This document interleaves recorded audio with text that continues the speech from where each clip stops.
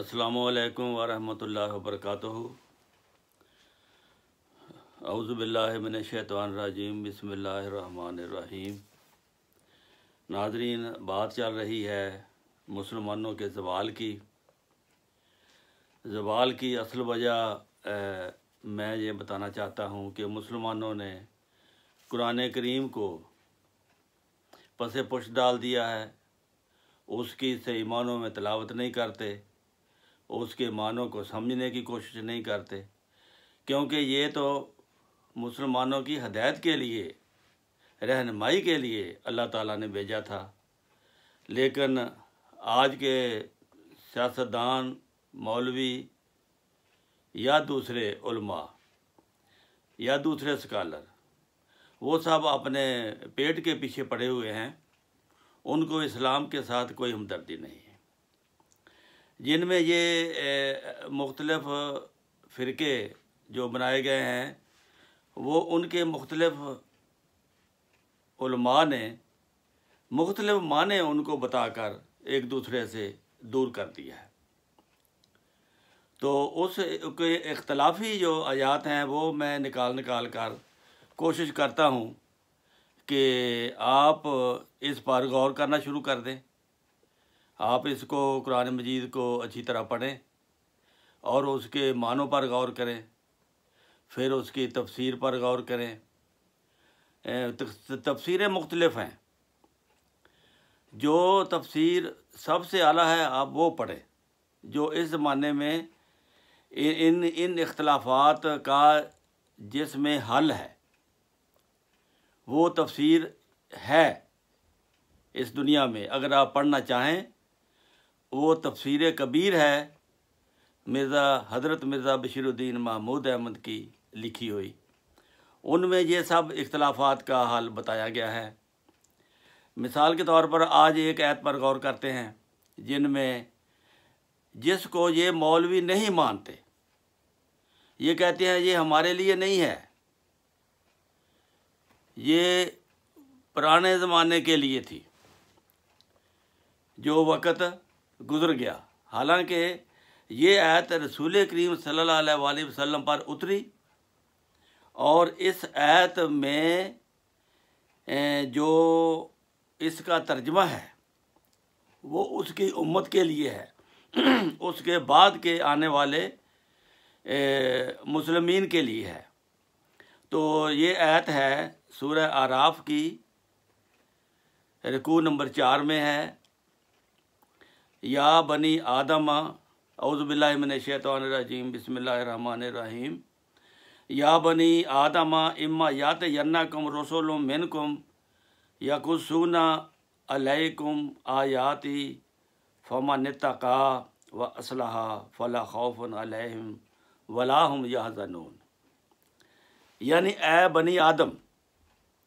اگر تمہارے پاس میرے رسول آئیں اور وہ تم میں سے ہوں، وہ بیان کریں تم پر میری آیات، تو اس وقت جو شخص تقوی اختیار کرے گا اور اپنی اصلاح کرے گا،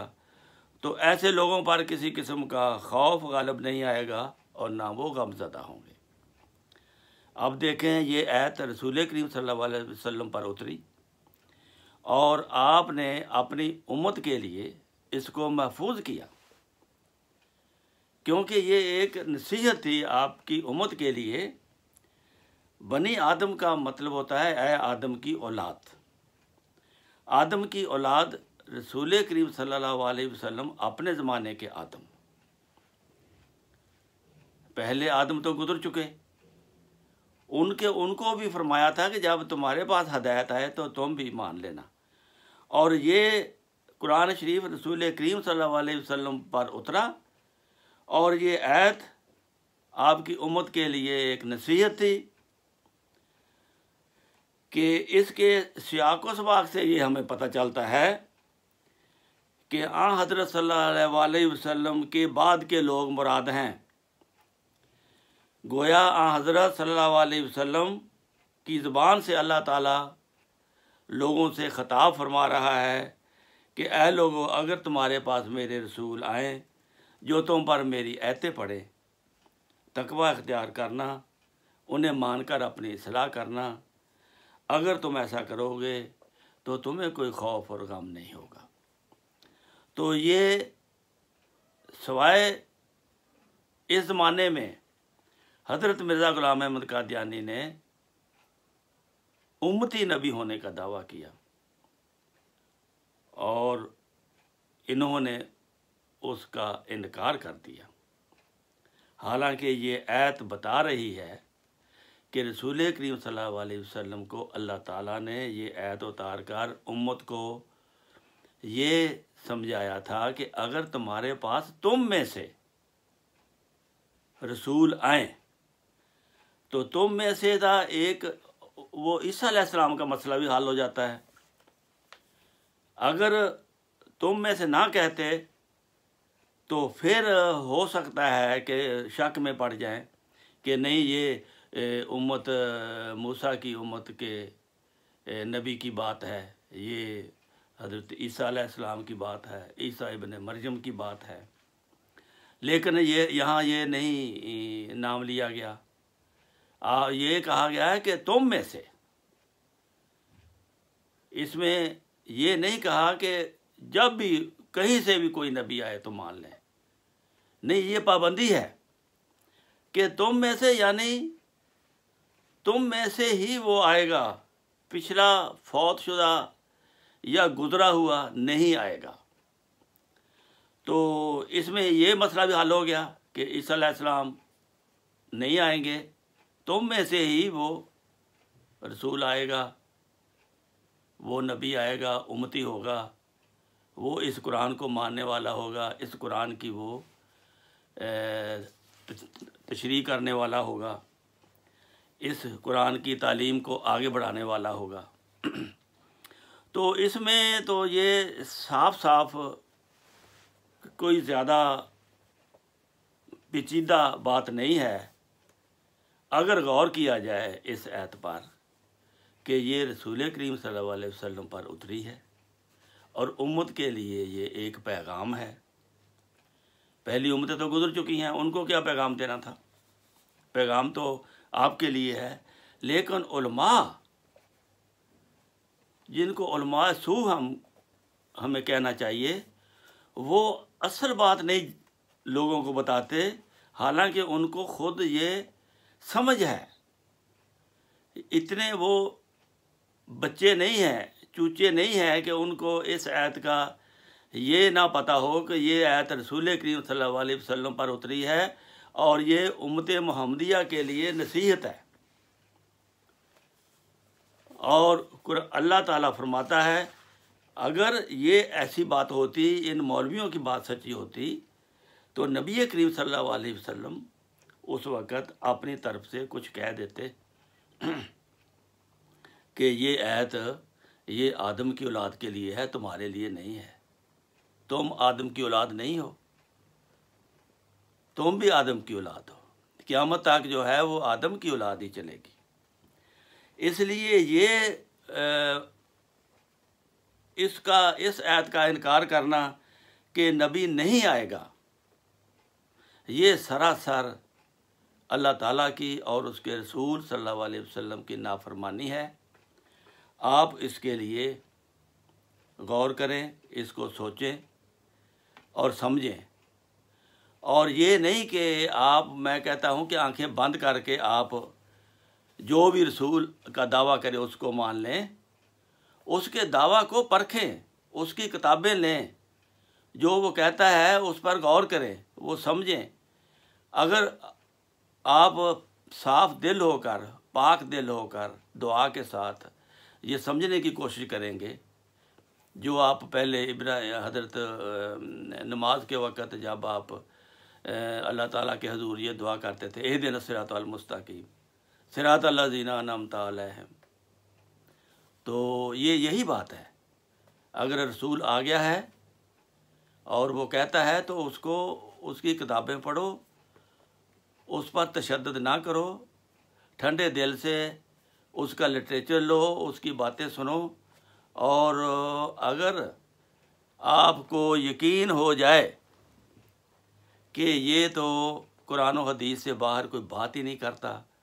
یہ تو اللہ اور اس کے رسول کے سوا کوئی بات ہی نہیں کرتا،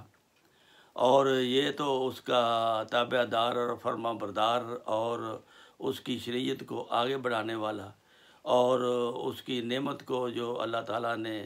ایک نعمت اتاری ہے حضرت محمد رسول اللہ صلی اللہ علیہ وسلم کی صورت میں، اس کو تمام دنیا میں وہ بانٹ رہا ہے، دنیا کے کناروں تک کوشش کی جا رہی ہے، اور کوئی اس کا کام نہیں ہے۔ تو پھر سمجھ لو یہی وہ حق پر ہے، یہی آیت ہے اس کے حق میں اتاری۔ اللہ تعالیٰ نے 1400 سال پہلے بتا دیا تھا کہ اگر آپ کے پاس تم میں سے رسول آئیں تو تقوی کے ساتھ اس پر غور کرو، سوچو اور سمجھو، اور ٹھنڈے دل سے سوچ کر دعا کر کے اس کی تعلیم کو پڑھ کر، اور یہ آیت آپ سامنے رکھیں کہ یہ حکم تو ہمیں 1400 سال پہلے کا ہے کہ ہمیں یہ حکم ہے کہ اگر آپ کے پاس رسول آئیں۔ تو خاتم النبیین کا تو یہ مطلب پھر نہ نکلا۔ خاتم النبیین کا تو مطلب ہے وہ عربی کا لفظ ہے، خاتم کے معنی مور ہوتی ہے، ختم کرنے والا اردو کا لفظ ہے، خاتم النبیین عربی کا لفظ ہے۔ اس پر ہی اگر آپ غور کر لیں تو آپ کو ان مولویوں کی سمجھ آ جائے گی کہ ختم کرنے والا اس کا مطلب نہیں ہو سکتا، کیونکہ یہ اردو ہے۔ خاتم النبیین قرآن کا لفظ ہے، وہ عربی ہے۔ اس عربی کی لغت کے معنوں میں آپ جا کر دیکھیں تو اس کا مطلب ہے مہر۔ وہ مہر والا نبی ہے، جس پر وہ مہر لگائے گا وہی نبی ہو سکتا ہے، جس پر وہ نہیں لگائے گا وہ نبی نہیں ہو سکتا۔ یعنی جو اس کی تعلیم پر عمل نہیں کرے گا، اس کا خادم نہیں ہوگا، اس کا مطیع تابع دار نہیں ہوگا، وہ نبی نہیں ہو سکتا۔ تو یہ ایک بہت ہی آسان اور سمجھنے والا نسخہ ہے۔ اگر آپ ٹھنڈے دل سے غور کریں تو اللہ تعالیٰ آپ کو ہدایت دے گا، انشاءاللہ ضرور دے گا۔ آپ غور کریں، وضو کر کے دعا کے ساتھ قرآن شریف کو کھولیں، ہر ایک لفظ پر غور کریں کہ یہ اس میں کیا پیغام ہے ہمارے لیے۔ تو یہ ہے میرا بھی آپ کے لیے یہ پیغام ہے کہ قرآن شریف کو نہایت ہی دل کے ساتھ، روح کے ساتھ، زبان کے ساتھ، دماغ کے ساتھ پڑھ کر، غور کر کے، سمجھ کر اس کی آیتوں کو سمجھیں اور غور کریں۔ اللہ تعالیٰ آپ کا حامی و ناصر ہو، اللہ تعالیٰ آپ کو سیدھے راستے پر چلائے، آپ کی دعائیں قبول کرے۔ وآخر دعوانا ان الحمدللہ رب العالمین۔ یہ پروگرام جو شروع کیا ہے یہ سمجھو کہ تلاش خدا ہے، ہدایت کے راستے کی تلاش میں ہم آپ لوگوں تک یہ باتیں پہنچانے کی جسارت کر رہے ہیں۔ اگر اچھی لگے تو اس چینل کو سبسکرائب کریں اور آگے بھی اس کو بھیجیں، کیونکہ یہ آگے نیکی کی بات پہنچانا بہت بڑی نیکی ہے۔ اللہ تعالیٰ قبول فرمائے۔ وآخر دعوانا ان الحمدللہ رب العالمین۔